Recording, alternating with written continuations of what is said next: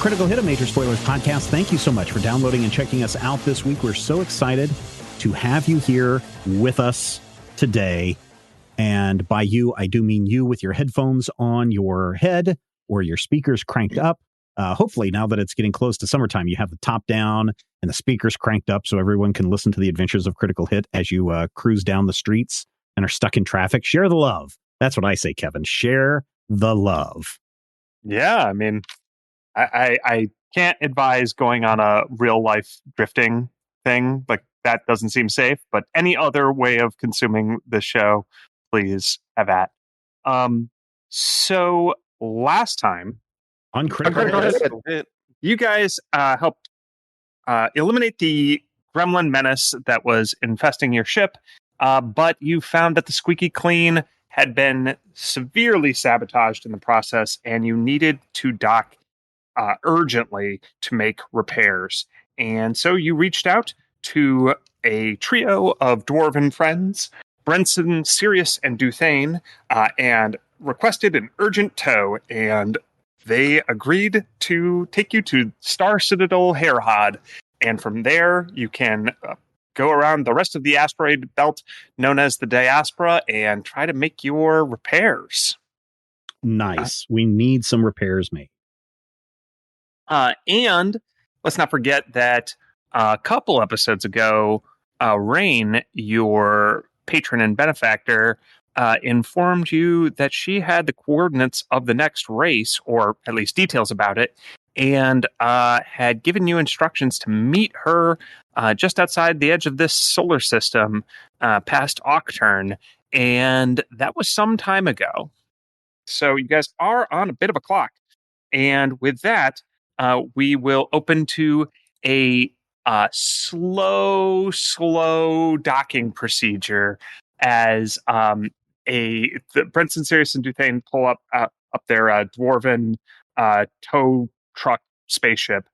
It is one of those spaceships that has a giant hook, like a giant claw on one side, and you're like, really? They just built a spaceship with one claw? And you're like, why would you ever do that? And then the claw comes up and it snatches the squeaky clean, and it's so that it can somehow kind of reel it in to the Star Citadel. Ooh. And your short range communications work. So Brenton, Sirius, and Duthane pull up a screen and chat with you from just across the way. Hey, all. How y'all doing? I mean, we've been better. Yeah, thanks so much for the help, really. We'd be possibly dead without you.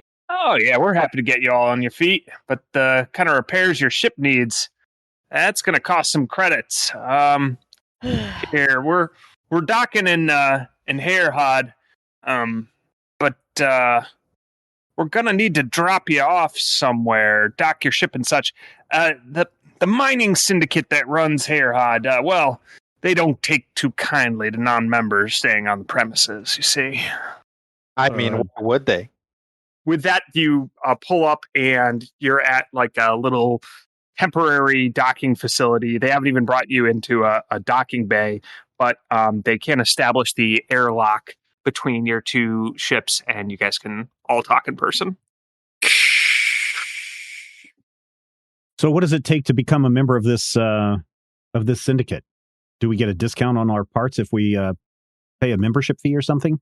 Oh, no, sorry. It's one of those kind of birth citizenship type deals. Only dwarves. Oh, man. Everyone's always against us androids. Well, I think in this case, they're against everyone who's not a dwarf, so wouldn't take it too personally. Well, we're kind of used to a lot of other people raiding the Star Citadels for lost technology that the dwarven people came up with, so then they said only dwarves in the Star Citadel mining consortium, and so just saying, it's an explanation. Oh, no. Appreciate it. How much is the fee? No, I'm saying we'll drop you off anywhere you want. Oh, gotcha. But, within the diaspora. Right. Oh, okay. Yeah. Any place you'd recommend? And by the way, so every time one of them talks, it's a different one. Like But one they all have the same voice. but they all have the same voice. Yeah. Fantastic. You can tell them apart by hair color. That's about it. So let's see. There's Chainbreaker 1. Got some Android fellows over here that might agree with what you were just saying there, Bob. They think their base is real secret, but we've known about it for a while. Then there's the Free Captains. Kind of pirates, that is. Dangerous folks, but always open to desperate people looking to make some quick credits. Then there were some xenobiologists over at the Brood Nest, but I think they might all be dead by now, so no luck there. Diaspora's a big place, but a lot of people out here kind of prefer their privacy. We don't have a mainline infosphere connection, just a local connection, and then we get uploads once a week when we go past the gravity storm. Well, when is that supposed to happen next? Because we need to make contact. Oh, about to be 3 days, I'd say. What day is it? Oh, sure. And he uploads what day it is. What day was it when we did our confessionals? Oh, so many. Oh, We're trapped in there for days. By any chance, do you guys keep up with the Drifters race? Only since you've been on the show, and then we binged it all after. Glad to hear it. I just want to make sure that you haven't heard of the next stage or anything hasn't happened without us. Oh, well, I suppose that'd be on the next upload, wouldn't it? I'm caught up, I think. Oh boy. Well, we wait a minute. What's the last thing you did? And then you tell me, and then we'll see. We won? Yeah, I saw that. Yeah, we're supposed to have the second race, but we got sabotagged. Well, you know they cut to different races, so you might not be in the next episode, but still. Oh, well, has there been other races, other teams? Oh yeah. Oh, who's ahead? Let's see. I'll get right back to you, Sam. Well, Team Electrum's always doing well. Team Electrum is always doing well, and this year's no exception. And then the other one is Team Immense Tomorrow. Spooky guys, you ask me. Think they might be trying to recruit for some nefarious purposes. But anyway, the Celebrant of Darkness is a fast ship. They know how to fly it. And they're not afraid of death, I'll give them that. What are they? Undead? I don't know. Huh. Well, I think we need to find a place that you would recommend that is relatively inexpensive but can work fast. And I know that breaks your triangle of cost. Yeah, so like I said, we could maybe take you to the androids. Maybe you'd get it in there. There's the captains. Now, like I said, you know, the Android, what do they call themselves? The Android Abolitionist Front. They might be willing to talk with you, Bob, because you're an Android celebrity, and they like that. So that'd be one in, or maybe in the pirates, we might be able to put out a word. Some of those pirates used to be old school drifters back in the day. Maybe someone would come and do you a favor. Team co-captains, what do you think? I mean, either works for me. The if we could talk to some of the older drifters, that might actually help us with the whole other stuff that we're looking into. Bob, do you have an in with any of these things? Have you ever been contacted by an abolitionist group? I've never been off Avalon, so up until now. Do you want to contact an abolitionist group? Probably not. Okay. Then let's go talk to the free captains. You have seemingly been detected, Bob, and you have a message from the Android Abolitionist Front. Oh, wait. I guess I'm being contacted now. It's from an untraceable address. Oh, man, I can't trace this address. Quentin, do you know how to trace an untraceable address? Accessing. Can I trace an untraceable address? What does the message say? The message says that you are invited to have a conversation on the secret base Chainbreaker 1. Share this information with no one. We'd like to do good in the world by androids. All right, and you can be a part of that. I'll reply back. I have non-Android crew members on this ship with me, and our ship is in desperate need of repair. Is that will you be able to help us? Is that okay? One, we're not against non-androids. We're just for androids. Okay. Two, I'm sure we can work something out. If you need repairs, we have some of the galaxy's best mechanics. I relay all this information to everyone else on the crew and then clamp my hands over my mouth and said, I wasn't supposed to tell you guys that. Well, it seems like you guys have a decision. We'll let you make it, but you could always do both. I mean, we they're need willing to make us a repairs. deal on repairs and have like good mechanics. We should maybe head to there first and get the ship working, and then go talk to the pirates. We can't do better than an invitation, so yes, if you could let's point go us there first. I'll reply back to the what is it, Chainbreaker 1? Yep. Yes, I think we'll come and visit. Thank you for your invitation. Could you please give me the location of your secret base, and we'll hobble our way over there? We'll give you the location to a location where we'll pick you up. Oh, okay. They're going to give us a location to a location where they're going to pick us up. Yeah, that's fine. Okay. I guess I should have said the coordinates to a location, but you know what I mean. Yeah. You're going to locate the coordinates of a coordinated location. That was all in binary anyway, so gets lost in translation. All right.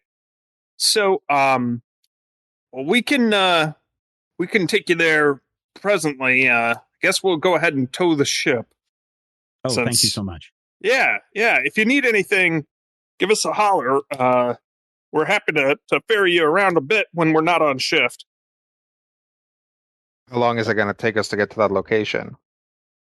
Oh, nothing's too far away here. It depends on how paranoid they are with their security concerned, I imagine. How much extra flying they do around. I'm just glad you guys paid our turnstile that day. That was the last time I saw my granddaughter. Well, family is important, I'm told. But we're glad we did it too, because helping strangers is important. Yeah. And I'll never see her again. Wait, what? Well, she got that chameleon skin implant, so she's all fine sneaking up on people. Oh, that's not too bad then. I'll which one was this that said that?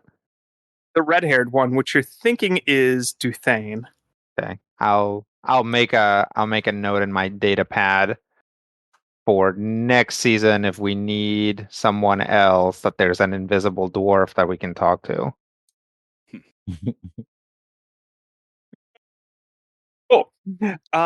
And you have the coordinates, and the dwarves will tow you to where you're picked up by a cloaked ship, a some sort of stealth ship that uses a tractor beam instead of a giant claw to move you guys around.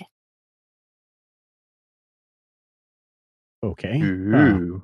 Yeah. Ooh. Would I'll you open say up it's a an hailing international frequency. harvester or more of a? I don't know about tractors.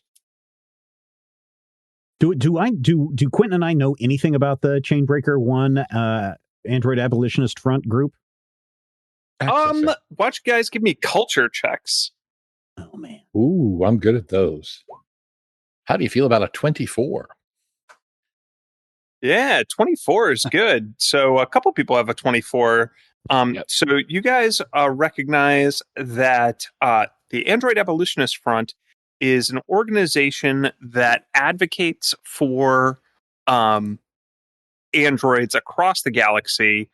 Specifically, they try to work for the freedom and legal equality uh, of all synthetic sentient beings, and so they go against things like android indenture and the kind of conditioning training programs that some androids get subjected to and things like that. They are also fond of making kind of big stunts and then promoting them on the infosphere. Probably why I've never heard of them on Avalon. I have heard of them. My college roommate got involved with them. He's currently a traffic light on planet Clom. Does he like being a traffic light? He does. He chose it himself. I bet work is really stop and go, though. Indeed. Well, he's colorblind, boy. so he has issues telling. Thank you, ladies and gentlemen. Good night. All right. So after you startledly hail, you're responded to by a android woman. Her name, as it comes up on the screen, is 203. But when she introduces herself, she says, "Hi, my name's Zoe. I might be able to help you if you are willing to help yourself. Answer me this question, Bob. Do you think this world is just?" I think that it's just enough for most of us, but it could be better. Let me see what I can do to convince you. All right. We're turning off all communications. We're entering a blackout period where you won't be able to find our secret base. All your sensors and outdoor windows will be covered. Okay. This transmission ends now. Okay. I'm going to listen for any sounds of like passing cars or anything that we can identify later. Passing asteroids. Yeah. Yeah. Like, oh, that one was 75% nickel. So you guys have a little bit of time to yourselves. Okay, I'm going to go to sleep. What do you think they mean by is the world just? They're attempting to access your definition of morality. Yeah, that's a good way of putting it. Well, I'm still dealing with emotions. Morality will come later. Emotions are pretty important to morality. I think most that's why morality I'm is working formed on about what emotions makes right them. now. Well, figure out what makes you angry and what makes you happy, and then I think you can probably go from there. Good advice. I'm gonna go eat everything and then also little sleep. notebook. I'll pull out a little notebook and write that down, and then put it back in my pocket. Given a little bit of time, does anybody do anything? I suppose now would be a good time for healings, right? Yeah, is there a way to like basically long rest? Because I am like out of stamina and well into hit point damage. Yeah, so they are extremely paranoid and will be flying you around the diaspora unnecessarily for a few hours. So you guys can take a long rest. Okay. Sweet. I'll hook up to the power conduit in my room and start my recharge cycle. Does that replenish stamina, hit points, and resolve points? It does. Okay. And spell slots. And any sort of class abilities. Right. Is there any cleanup necessary in our quarters? I like that most class abilities work. Sorry. Yes. For several of you, not for Hecubino, but for most of you, there's plenty of cleanup required. Or you can just sleep in the trash pile that they left behind. Up to you. I think I'm going to be spending my time dismantling, remantling, improving traps that they set up in my room. Yeah. Going to see if they've injured my plant. Might be smothered under, was it gremlin bodies? Oh, yeah. You had a bunch of gremlin bodies thrown in your room, Quentin. Squeebo. I'll see if Squeebo. Squeebo is around. Yes. Well, Squeebo has already partially eaten them. That's yeah. That's how they got there. It's gross. Mm-hmm. It's very gross. Squeebo seems to peek around the corner of your room, and you see its giant eyes, but then it darts away. And it comes back later, and it seems to be smiling again, but it always has that weird smile. It's looking at you. It's horrifying. I'm going to see if I can point some sort of widget directly at the pile and say, Squeebo clean. All right, Squeebo seems to perk up, race out in front and says, Squeebo clean, and then finishes dissolving all of the gremlin bodies. Yeah. I'll go ahead and deactivate and then smell sensors at this time. Yeah, well, Squeebo will give it the full clean. So there's briefly this super strong chemical smell, and that's right when your sensors, you flip them off.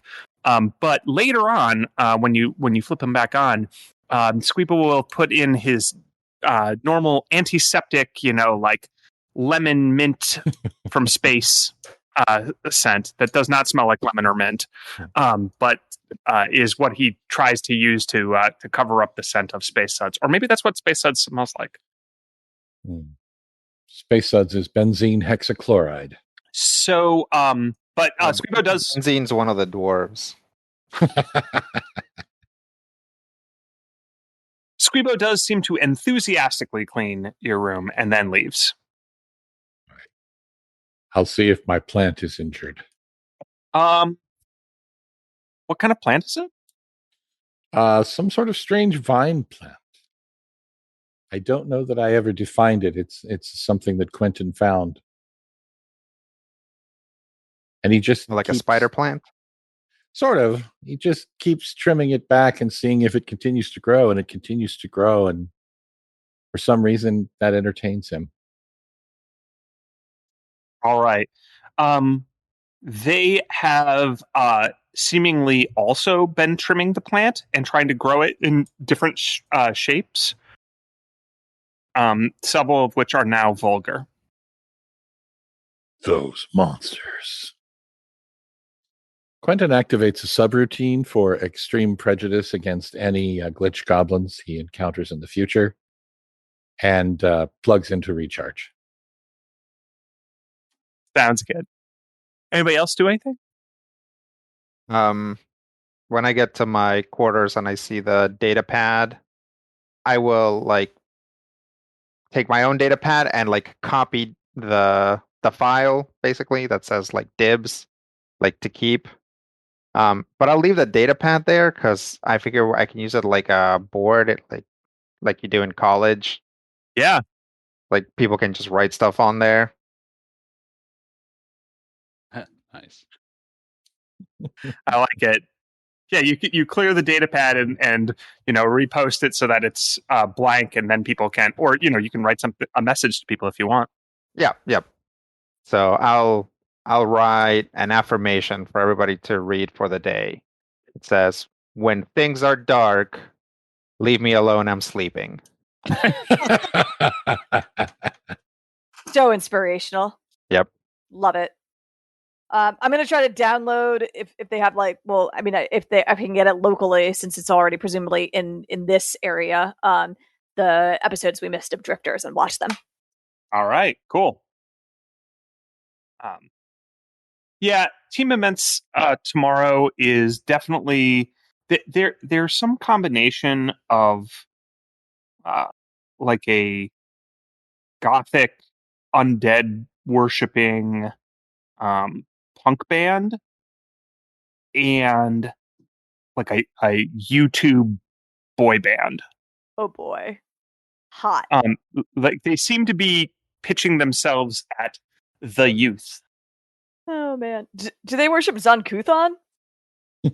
They have a lot of spikes, and they are definitely into a lot of their lyrics involve. They also write songs. Fantastic. Yeah, they're a musical act as well. You guys really need to branch out into that. Apparently. I mean, Beast Mode was pretty good. So, but yeah, no, they a lot of their lyrics involve the pleasure of pain. Sick. Gross. Super hot. Hey, so long as it's consensual and between adults. Unfortunately, these people seem to be trying to basically hypnotize young people. So, hey, fellow kids. Aren't we all, though? I can say that I'm not. All right. Well, you are eventually all rested, at least as rested as 6 hours will get you. So if you spent a lot of time doing things other than sleeping or recharging, then you still recover all your stamina and all your resolve and all that, but you'll just be more tired. And eventually you make it to Chainbreaker 1, which as you approach, they release the field that's blocking just visuals, and you can see that it is a relatively small asteroid. It's the only asteroid you can see, so it doesn't really tell you anything about it, and none of the sensors are working. But it is seemingly uninhabited from the surface. It just looks like a plain, small asteroid. But that illusion quickly fades as the ship flies through the field of the holographic illusion projectors. You then see a highly mechanized base of operations. And as the ship docks and settles in, there's crews moving back and forth. And you're not sure if you're in a resistance fighter cell or a marketing influencer seminar. They seem to be engaged in a number of political protests as well as heists, and they're simultaneously hacking infosphere broadcasts to put their side of the story out on both fronts. And whenever you want, you can open your door, and there's like a little gangplank to walk down into the docking bay. Hi, Bob. You ready? Yeah, Bob's now wearing a clean pair of overalls that, if you look closely, there's this weird stitching pattern that makes it look like there's like little people patterns all over his overalls. It's quite chic. You stitch them back together. Yeah. Quentin, are you filming this? This is great character development. The pathos. I'm always filming. I believe it's pathos. Really? That's the way I've always learned to pronounce it. I will open the pod bay doors. How? Okay. So there you are greeted by Zoe, 203. She is a female android with silver skin and turquoise light stripes on her face and hands. That is like they're glowing. Her hair is fiber optic cables. Yeah.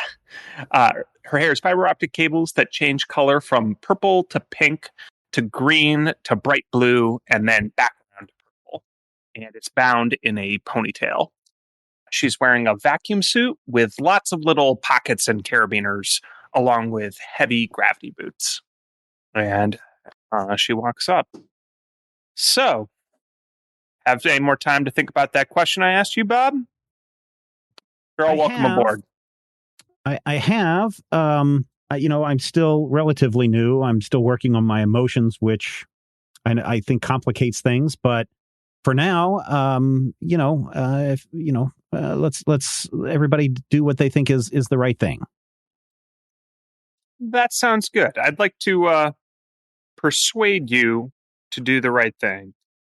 So why don't you tell me about what brings you to the diaspora? Well, I'm part of a crew that is part of the Drifters show, and we are trying to win Many of us for different reasons. Me personally, to use the money so I can, as you know, get myself out of the indentured servitude to the creators. And we ran into a lot of trouble. We had some sabotags going on the ship, and these gremlins just tore everything apart. We took care of them. So your plan is to what? Pay off your indenture? That's my personal plan, yes. You know, that's kind of letting them win, right? I mean, that's the way the system is rigged against me, so I don't know what else I can do at this point except to get the money and win. Now, I have made, a fair, I'm reducing that amount by quite a bit over the last couple of months. So I think a big win here would get me out from under their thumb very, very quickly. Well, look, so in my mind, you're kind of fighting for the status quo, right? I mean, you're just being the heroes of the day and winning a race, but you're not doing anything to change anything, right? I mean, how are you the hero of your own story, Bob? I'm sorry, what? How are you the hero of your own story? Well, I'll be free to go do whatever I want, so I can go visit any of the planets and apply my trade there. And but what about tens of thousands of your brothers and sisters that are born into that same indenture? What about them, Bob? Well, I mean, I really can't do anything for them. Well, it's funny you should say that. So, your friends at Extreme Infosphere Productions, they know Eon Soljet. He is the CEO and arch director of Abadar Credit Systems, or just Credit Sys to those in the biz. Did you know that Credit Sys holds roughly half of all Android indenture loans?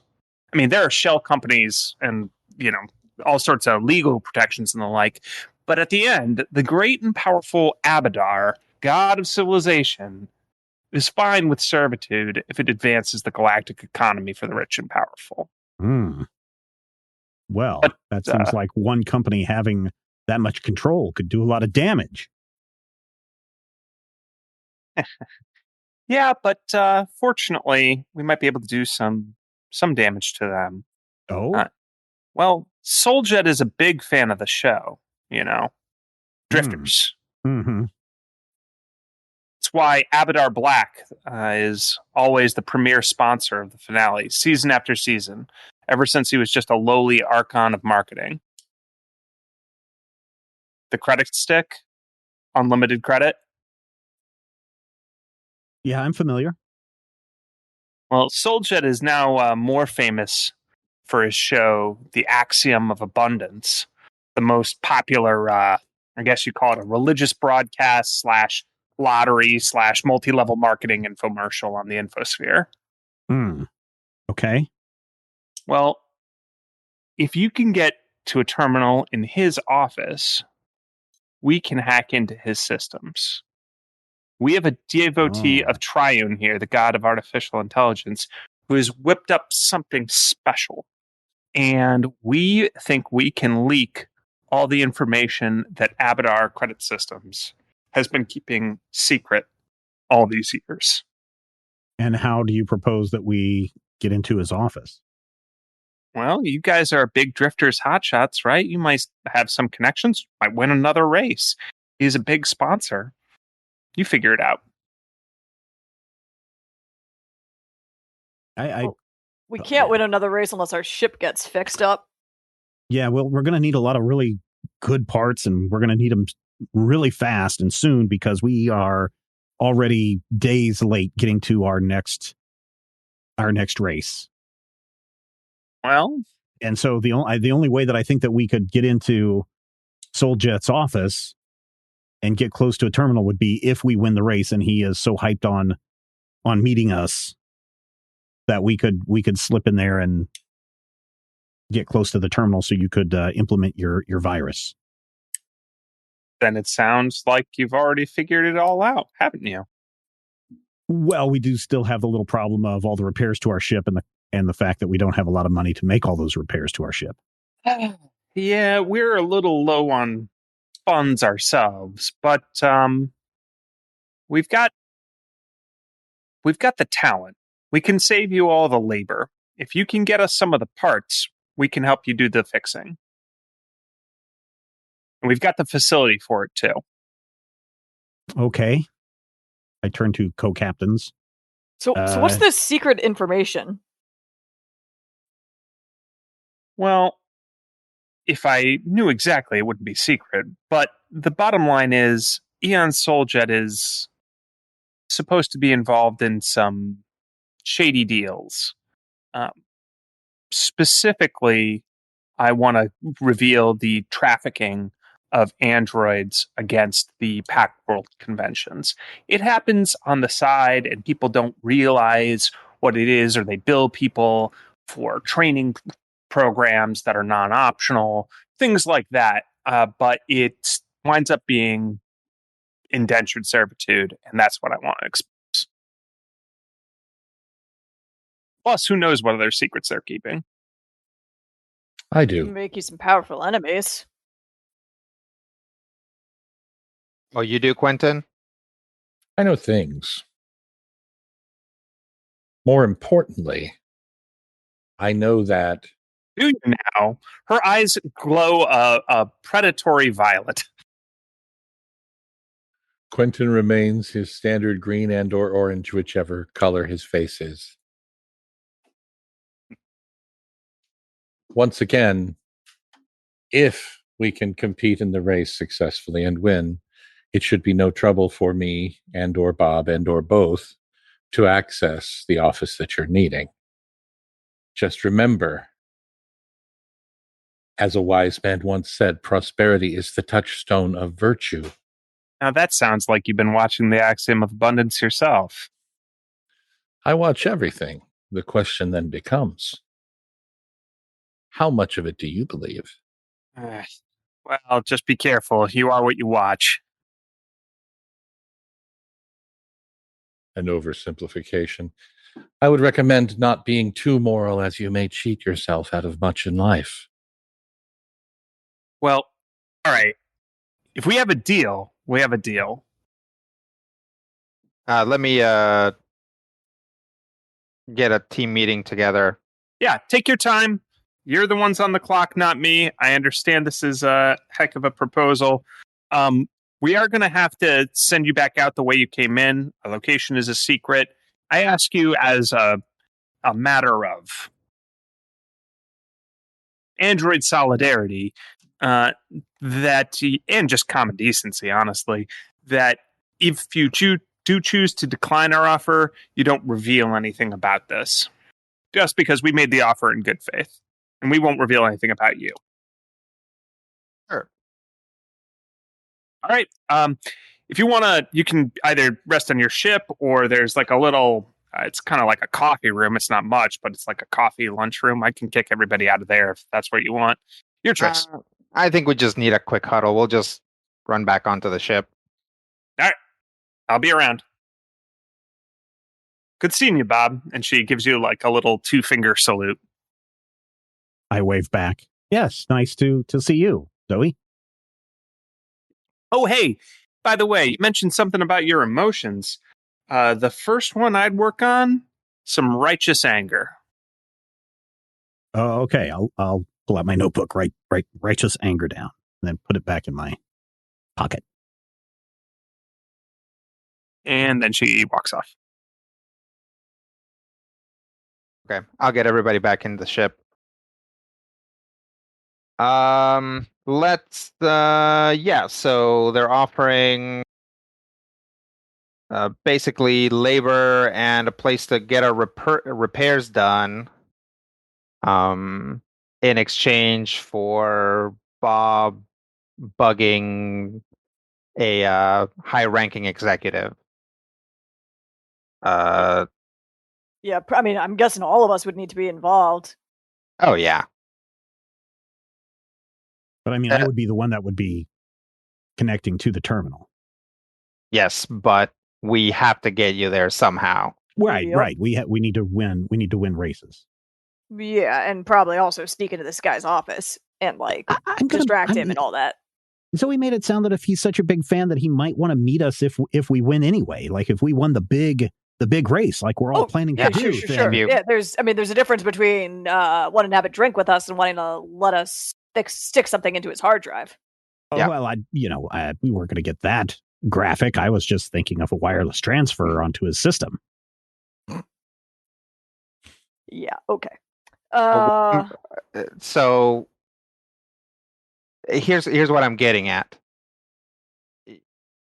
This is not like, here's what you need to understand, Bob. This is not without risk to the rest of us.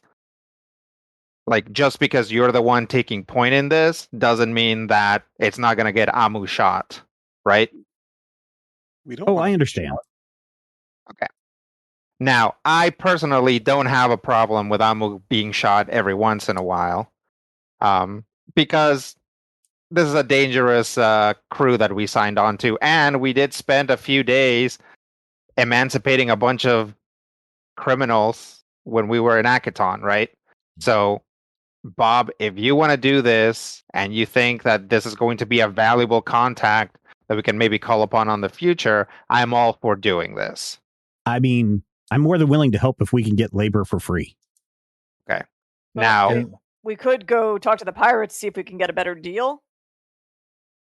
By the way, just so you guys know, from the quick estimate, you'd expect roughly half the cost to be labor, half the cost to be parts. Now, Bob, you can work, but you're only one person, and this is going to take like teams of people. So you might be able to reduce it to more like, I guess, 60-40 parts versus labor, but still. Okay. That's with you like not sleeping. Do we have a total estimate price? Ships are measured in build points in Starfinder, which is a hazy amount of credits. It's tens of thousands of credits. Oh boy, it's a lot. Okay, so we need to talk to the pirates anyways to get the parts, considering that we're broke. Yeah. Quentin, you got a horse in this race too. So what do you think? From a perspective of risk versus reward, this seems to be merely an extension of the bargain we've already made with Rain. We are working to undermine. We're currently working to undermine Drifters as it exists. This is simply an expansion of that from Drifters to the entirety of the network. Well, I thought we were mostly trying to, keep people from getting killed unnecessarily, not necessarily like taking out the show. Yeah, but we know that they have people on the inside. Yeah, no, that's true. And a successful completion of that mission will likely mean the end of Drifters as it currently exists, whereas the end of Extreme Infosphere Productions is merely an expansion upon that. Another company may step up to take over production, but I have to... Quentin, do you not like Extreme Infosphere Productions? Like is a difficult word. Uh-huh. I believe it was Francois d'Aubergine Marquis de Maintenon who said that sin is not so sinful as hypocrisy. Okay. So, anybody have any strong, boiling objections to us doing some corporate espionage in exchange for labor? We would like to not get shot. We'll do our best not to get you shot, Amu. Yeah. That said, I'll try to make sure that the bullets hit me instead, if that's an option. We'll try to keep most of you alive. Do we have an alternative at this point? Well, we can talk to the space pirates, see if we can get, like I said, better deal. Again, we might need them for parts anyways. Might need to do some smuggling for them. The thing is, though, it's like, what are we gonna do? Are we just gonna have them like toss us back into the diaspora and hope that we can contact them?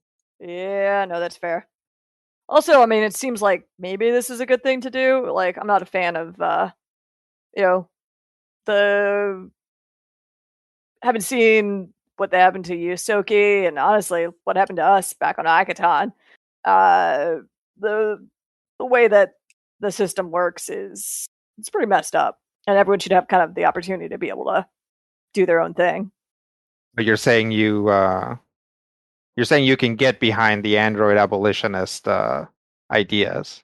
Yeah. Oh yeah, definitely, man. These guys are the underdogs. Like I really feel for anyone that starts out under a boot, you know? Mm-hmm. And plus, if Drifters winds up getting canceled and we don't get all the money, maybe we can put this on our resume as corporate spies or something. Oh yeah. There's always work for corporate spies. I mean, basically petty crime got us to where we are now. So yeah. There's no reason to stop here. The benefit of assisting an android is that, barring electromagnetic pulse, they won't forget the favor. Nice. All right. And if you rub our bellies, it brings you good luck. Wait, really? She'll start rubbing it. I don't know. I just thought I needed to say something. We reach under Quentin. Is this the belly? This has gotten very personal. I'm not sure how I feel about this. All right, let's go tell them we're in. Yeah, maybe we can borrow a skiff from them or something. I just wouldn't want to take the squeaky clean back out. Yeah, no, that's smart, especially so they can start working or when anything that doesn't need parts, cleaning up the dead bodies, and we can go looking for parts. Yeah. All right. So you guys go back out into the docking bay. Mm-hmm. Yes. A ways off, you see Zoe. She's consulting with somebody on the latest spin on their fighter pilot attack on a death orb.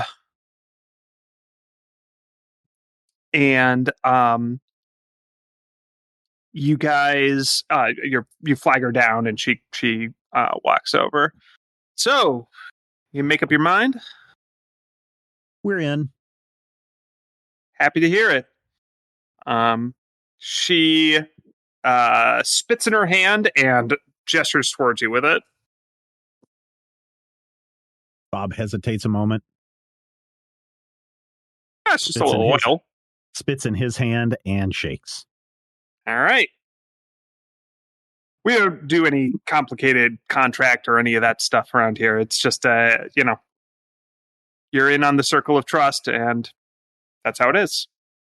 So now that we're in the circle of trust, we're kind of concerned about trying to get our ship back out of the base. Do you have another ship we could borrow so we can go find these parts we need? Yeah, we could give you a little shuttle. That would be great. Grace is a firecracker, but ship is in bad shape. We appreciate it. No problem. Right. Well, we will be back over there when things are ready. Let us know. Bob probably needs to talk to Grace before we take off. All right, I'll leave you all to it, and then we'll give you a shuttle right over this way. And before you let us know when you have parts or a lead on enough credits that we can buy the parts, and from there we'll start the repairs. Okay.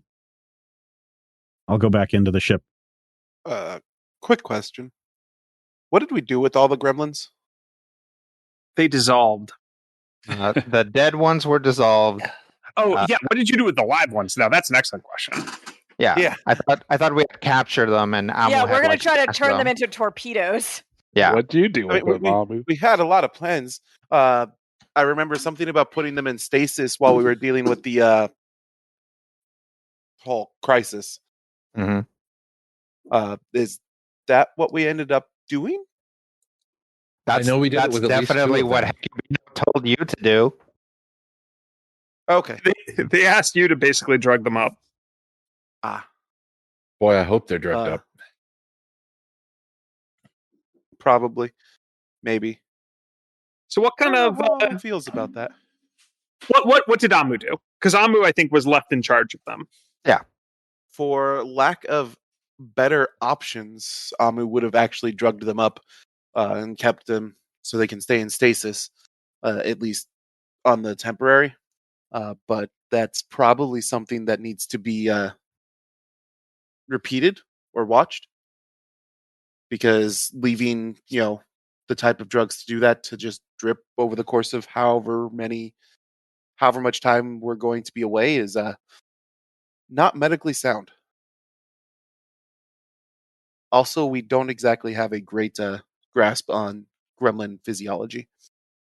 They seem to be surprisingly tough physiologically. Like, if you whack them real hard, they'll die, but they seem to get by on very little food, and like junk food seems to be their ideal kind of food, like, as opposed to even like natural sugars. No, they work better off of processed sugars. How do they feel about the cleaning substance? They can't stand it. They cannot stand it. It burns them. Worth a shot. It's like holy water. Yeah. Does it burn them because it's a cleaning substance, or does it burn them because not really food? Yeah. They shriek and say it burns us and run away. Okay. So yeah, we will give instructions to the to Zoe, right? Yeah. Hmm? To Zoe on how to maintain the gremlins. Oh, we're out. You keep gremlins on the ship, huh? Okay. Recent change. We were pranked. That's why we're busted up. It's because somebody shot a bunch of gremlins at us. Yeah, normally you kill the gremlins. Yeah, we were thinking of shooting them back at someone. We are a medical professional. As such, we do no harm. Okay, but you go along with a lot of other people that do harm. Yeah, all right. That makes more sense. Any other surprises I should be aware of on this ship? Oh, yeah. Squeebo. Squeebo and Herman? Basically just stay out of everybody's there quarters. are. All right, so yeah, you might want to leave them some literature on crate fiends and whatever you've written up on Squeebo. Right, we can do that. Also, you'll need to wake the gremlins about once every 6 hours for 30 minutes so they can move around a little bit and give them whatever processed sugars you may have here. Never feed them after midnight. Do not get them wet. The big one's still sucking on a battery, so that should be good to just put down to recharge. Yeah, the one in the crate is pretty chill. If he asks for a battery, just give him a couple more. But the others, they need supervision without us there. And so they've been put into stasis while we deal with our current situation. All right, so I think that this warrants a quick flashback to Amu attempting to socialize these gremlins like 5 hours ago while the ship was in space.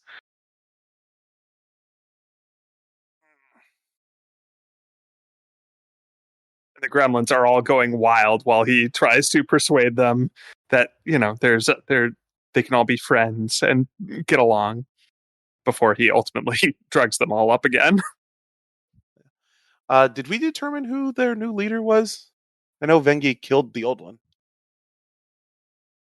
I believe it was you. You are their new leader. Yeah, right. I think no, it was actually Hecubino. Because it was Hecubino. He made a whole point of it. Yeah, because I smashed one of them, and it turned out that was the leader. So, Yeah, they're so, assuming that I could have arrested as well as doing this, Hecubino could have gotten involved in trying to socialize them as well. Sure, tell me all about it. So obviously these guys respond primarily to negative stimulus, right? It's like if they're like jumping around, the moment that Hecubino walks in, he's gonna have a scowl on and see if that calms them down a little bit. It makes them all like that frightened student, like grasping at their desk, like oh, whoa, whoa, whoa, whoa. Right. And you grab their attention for a short while.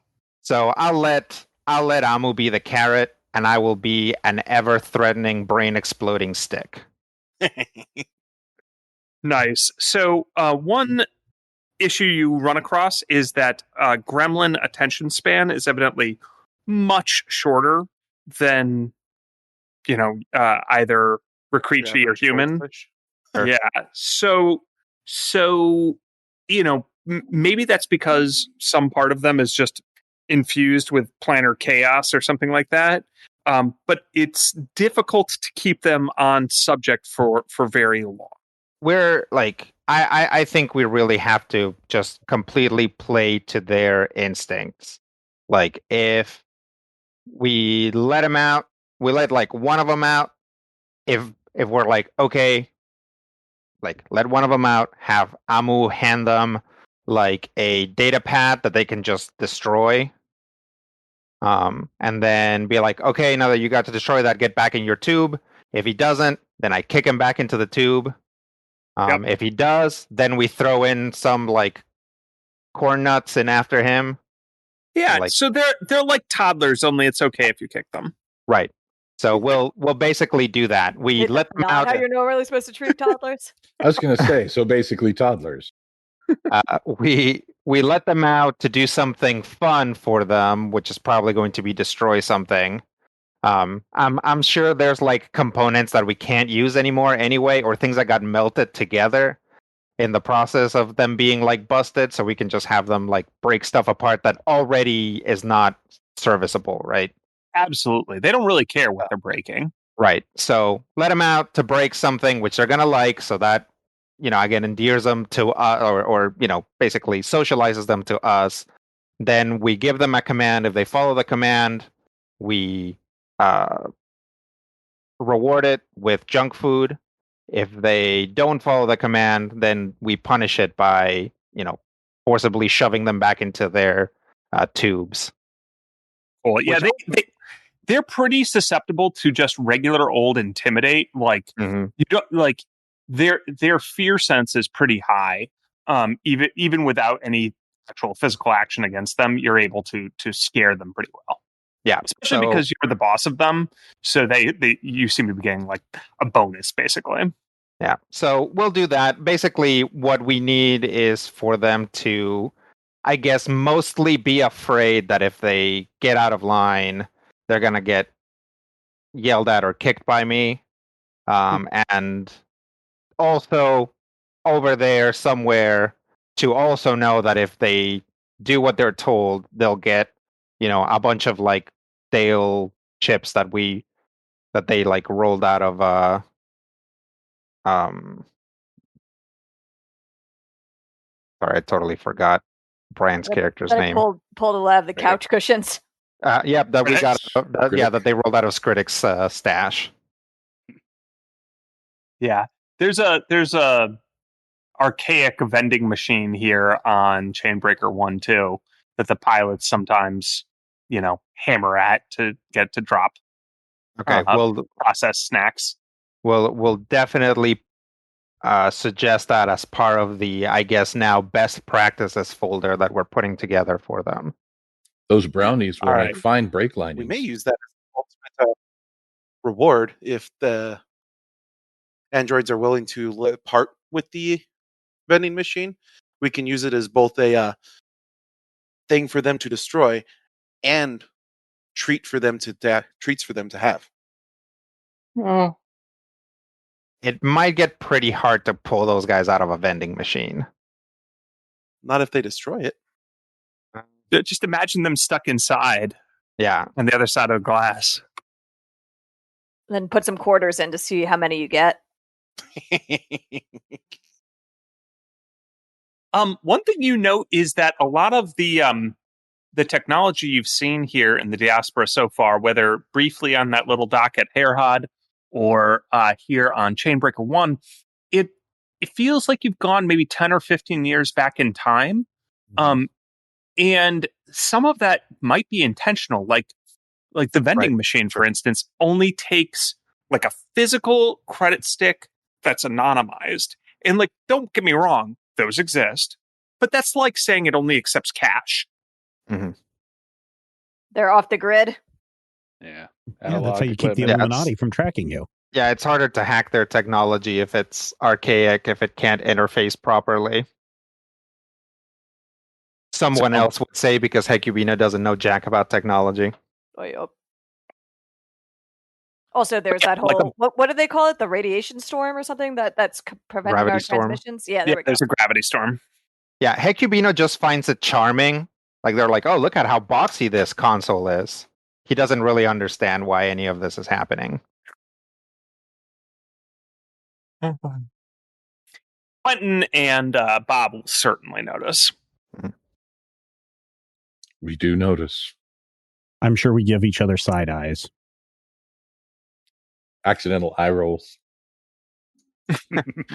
It's so funny because I think of Quentin as having that LED eye, face thing. So the concept of an accidental eye roll just doesn't apply. Like, if anything, his eye rolls would be super exaggerated. Well, literally what happens is his eyes just roll to the side and then come back. So if he gives you the side eye, his eyes just go to the side and then come back. If he gets really irritated, he'll have eyes in all directions. It's funny.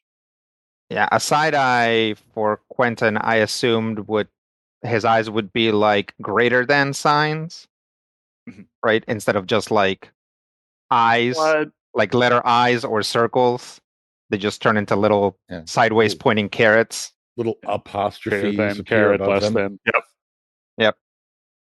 One's a emojis. Big O and one's a little O. We don't want to see an eggplant on his screen ever. Gross. Agreed. Very much gross. Wow. Roll20 will not Roll20 will not let me type less than underscore less than. It just completely confuses it, even if I put a apostrophe in front of it. Yeah, I do like the idea of Quentin communicating with his face with emojis. You guys are given a shuttle. Zoe looks at the dossier regarding the gremlins. And also, Amu, did you give her some information regarding crate fiends and whatever you were able to come up with on Squeebo? Squeebo is mostly just a warning to stay away and don't worry about cleaning any messes up. Just a hypertext link to. Does anyone give any instructions to Squeebo or to Herman? We still aren't sure how responsive Herman is to instructions. I mean, presumably there are again, best practices, right? Is like, where does Herman like to be? Like, we could just, section off a part of the ship that's large enough that he'd be comfortable and just lock him in there, and he'd probably be okay for a little while. Yeah, give him some dead gremlins. Yeah. You do know from your extensive knowledge of all life forms, Amu, that Herman is fundamentally defensive. Like, he's not going to go out and attack people who don't attack him in all likelihood. He's an ambush predator. Yeah. Like Rodrigo's suggestion was the general idea was going to go with of just kind of section off Herman's part of the ship. And then the folder is going to have best practices, favorite foods, least favorite foods, which is basically dead stuff, living stuff. And to approach slowly and subtly instead of and don't look directly at him. Along with a bunch of just weird biological information that is absolutely irrelevant for these purposes. Fantastic. What do you include about Squeebo or do about Squeebo? Squeebo is instructed that the androids are friends. That Squeebo clean. Squeebo clean. And but don't clean the androids. Yeah. Squeebo. It looks Don't worry. down. Unlike Bob, they won't try to shoot you. I didn't try to shoot him. No, that was Excuse me. Quentin. Unlike Quentin, they won't try to shoot Oh, you. you can't keep your android straight. Wow. Wow. Racist. We all look alike, don't we, Rob? Yeah, you try to tell two polyps from Amu apart, and then you can talk. Hey, I'm a biologist. I could do it. Also, I'm sure by now we've made sure to stash any components that still work, so that Squeebo doesn't accidentally clean them.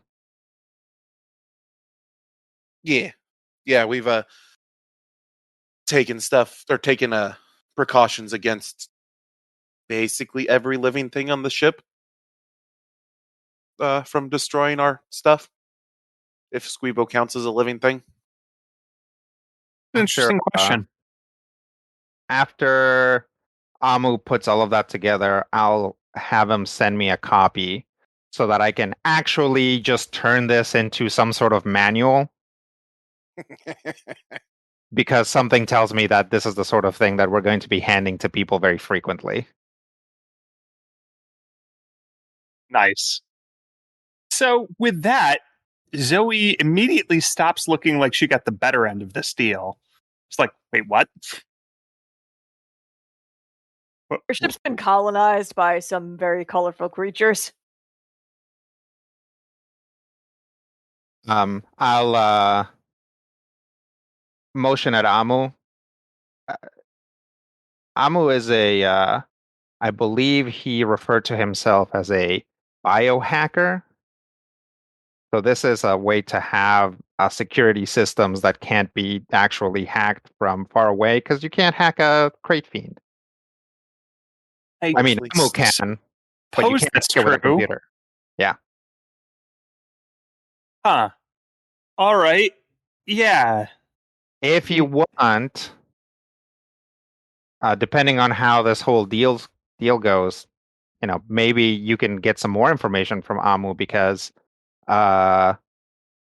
maybe you guys can also have biological components if you're worried about other people hacking them. I say as I lean onto a giant console that can probably nowadays fit into a Palm Pilot. But do it completely cluelessly. Yeah, we're okay. Thank you, though. Sure. You guys have a shuttle for us?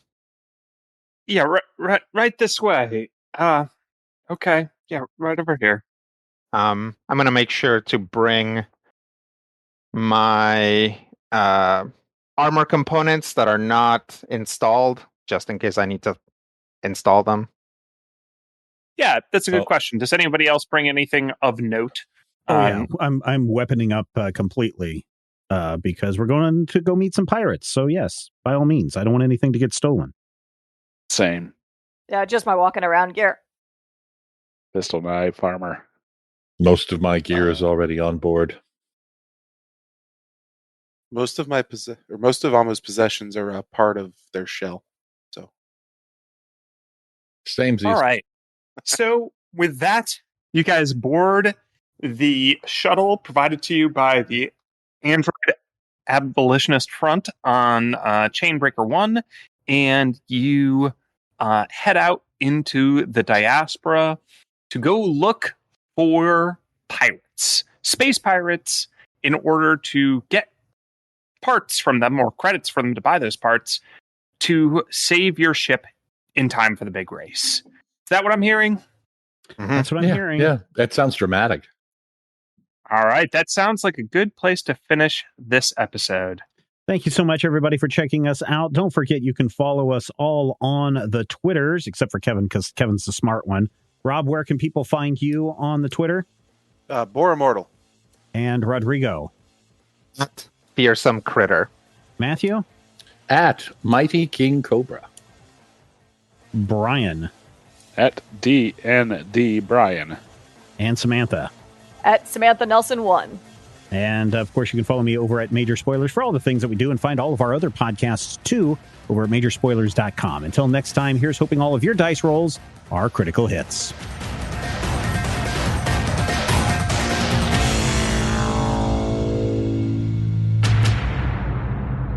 This podcast is copyright 2021 by Major Spoilers Entertainment, LLC.